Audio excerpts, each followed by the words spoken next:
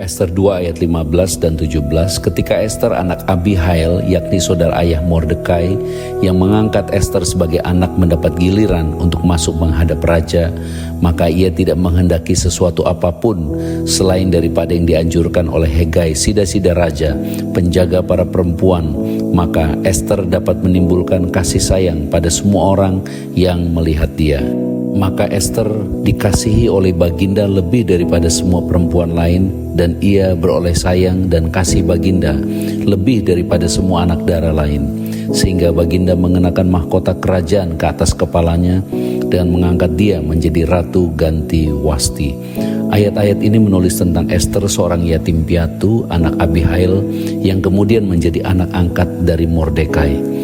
Ester seorang wanita yang lemah yang tinggal di pembuangan bersama Mordekai, yang artinya adalah orang kecil, kemudian menjadi ratu di kerajaan Persia.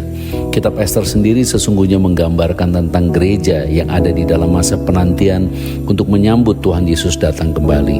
Itu sebabnya ayat-ayat ini bukan hanya sebuah kisah Ester, tetapi gambaran tentang orang-orang kudus Tuhan yang hidup di dalam dunia sekarang ini.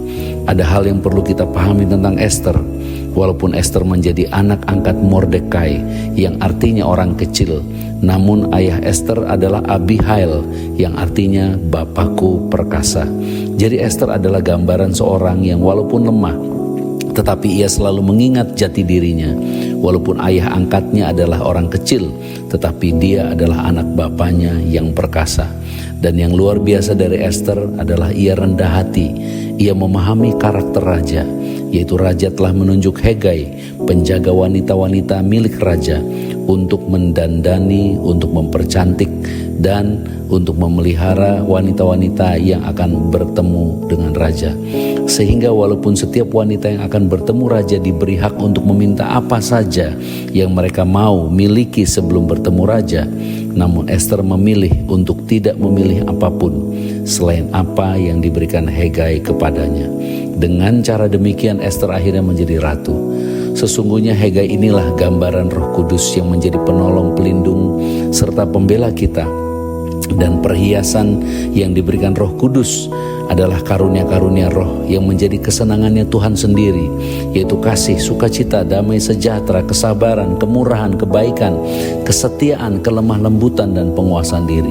Semua itu bukan kekayaan dan pilihan bagi dunia, tetapi karunia-karunia roh itu seharusnya menjadi pilihan kita, karena karunia roh itulah yang menjadikan kita mulia dan menjadi layak menjadi mempelainya Tuhan. Karena Tuhan tidak berkenan kepada emas, perak, dan jabatan ataupun kekayaan dunia, tetapi Tuhan berkenan kepada kekudusan dan kebenarannya sendiri yang diberikannya kepada kita oleh kuasa Roh Kudus.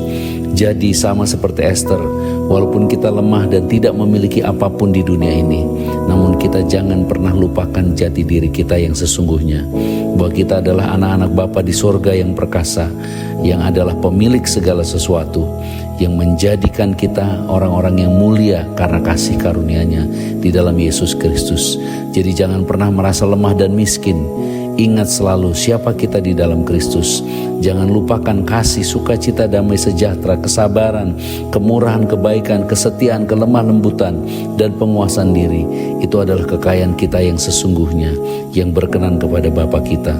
Bapa akan mengangkat kita dan memuliakan kita dan memberikan kepada kita kehormatan, kekayaan pada waktunya. Sebab itulah kitab Amsal menulis, ganjaran orang yang rendah hati dan takut akan Tuhan adalah kekayaan, kehormatan, dan kehidupan. Terima kasih Bapa, terima kasih Roh Kudus. Tuhan Yesus Kristus memberkati kita semua. Shalom.